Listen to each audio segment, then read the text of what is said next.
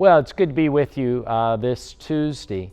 We're excited about working on our vision here at Redeemer. For the last couple of years, we've been talking about how we as a Redeemer family want to partner with you to follow Jesus into your home, your family, and your communities. And that really does come from Matthew chapter 4, verses 18 and 19, when Jesus begins his ministry. And it says he was walking beside the Sea of Galilee, and he saw two brothers, Simon, called Peter, and his brother Andrew, and they were casting a net into the lake, for they were fishermen. And Jesus said, "Come, follow me, and I will send you out to fish for people." And it says they left their nets, and they followed Jesus.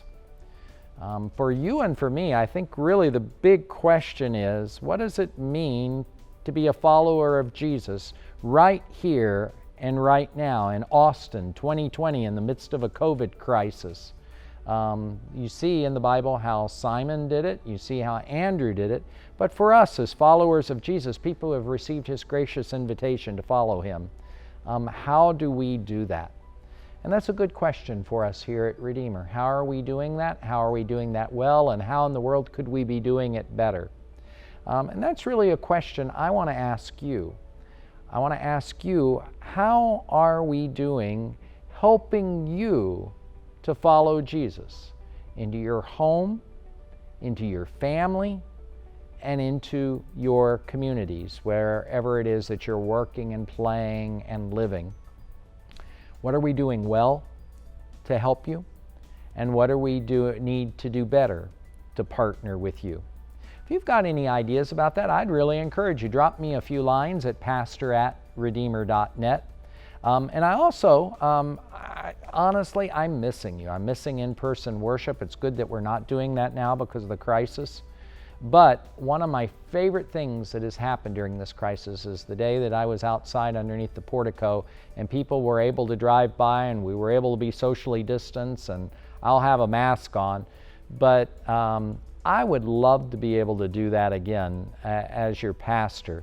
And so tomorrow on Wednesday, I'm going to, from 8 o'clock in the morning till 4:30 in the afternoon, be out at the portico again on the east side of the church, the Lazy Lane parking lot. And you are welcome to drive through, and I'd love to visit with you. I'd love to pray with you. I'd love to see how you're doing. And I'll just be there waiting, so if you get a chance to come by, please do. But I would be interested too to say, how are we at Redeemer doing well at partnering with you and your family to follow Jesus? And what do we need to be doing better to partner with you to follow Jesus? Also, I do want to let you know that communion is going to be Sunday, July the 26th at 6 p.m. It's an online communion. You can get more information about how to join that service at redeemer.net/communion. And that'll tell you about that. There's a little training that goes on there, and then you'll be ready for that service at 6 p.m. It's a live service, July the 26th, online there.